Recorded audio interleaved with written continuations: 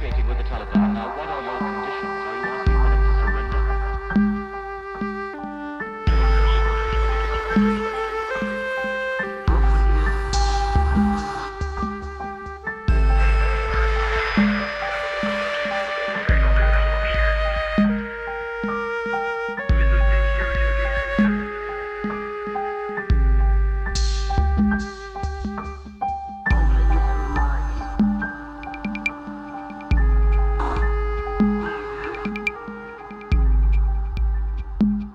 It was now close to sunset.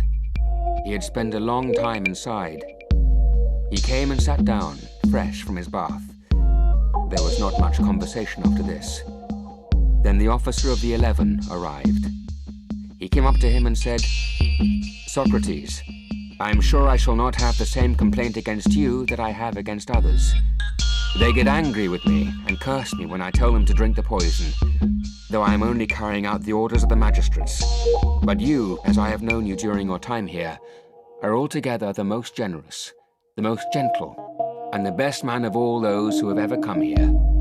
And now in particular, I am sure you are not angry with me, but with the people responsible. You know who they are.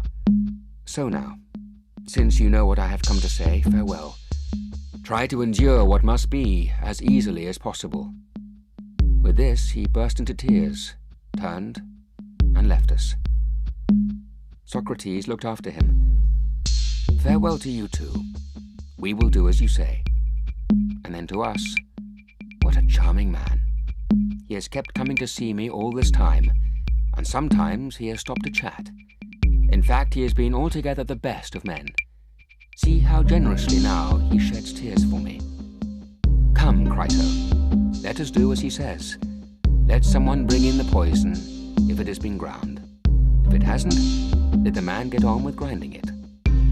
"If you ask me, Socrates," Crito said, "the sun is still above the mountains.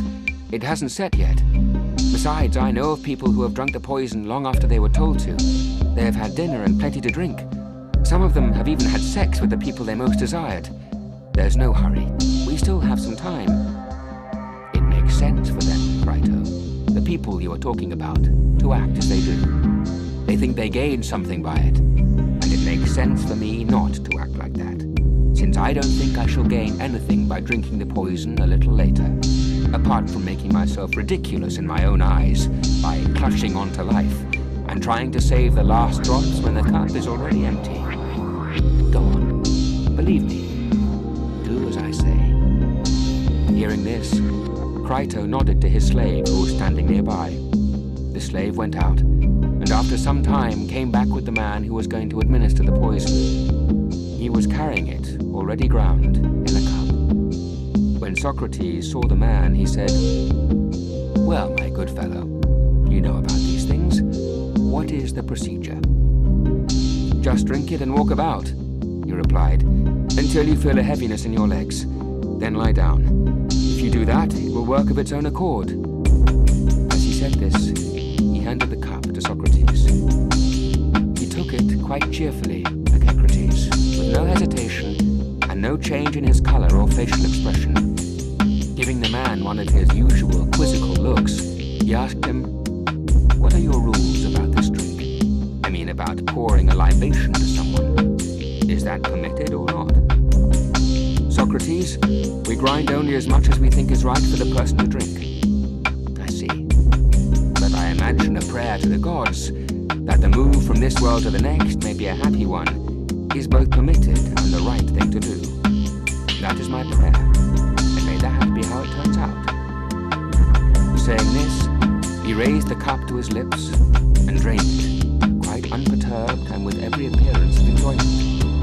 Most of us, up to that point, had been reasonably successful in controlling our tears. But when we saw him drinking, saw that he had drunk, we could do so no longer.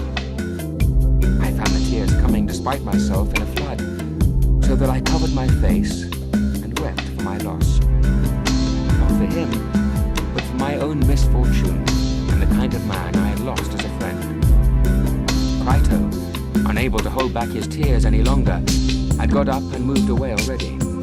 Apollodorus had been crying incessantly even before this, but now now he started howling aloud. In his grief and distress, he made everyone there break down, apart from Socrates himself.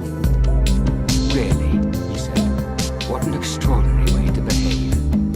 The main reason I sent the women away was so they wouldn't disturb us like this. I have heard it said one should die in silence.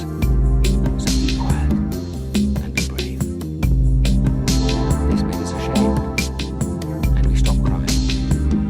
As for Socrates, he walked around, and when he said his legs were getting heavy, he lay down on his back, as the man had told him to. As he did so, the man who had given him the poison put his hands on him, and after a little time, tried his feet and legs. Then he squeezed his foot hard and asked him if he could feel it. He said he couldn't. After that, again, the man tried his shins. Moving his hand up, he showed us that he was growing cold and numb. The man went on touching him and said that when he reached his heart, then he would be gone. The chill had just about reached his abdomen when he uncovered his face, which he had covered up, and said, and these were the last words he uttered. Right, we owe a cock to Asclepius. Pay the debt.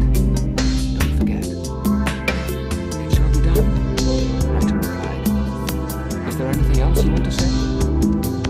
To this question, Socrates made no reply, but shortly afterwards he gave a start, and the man uncovered his face.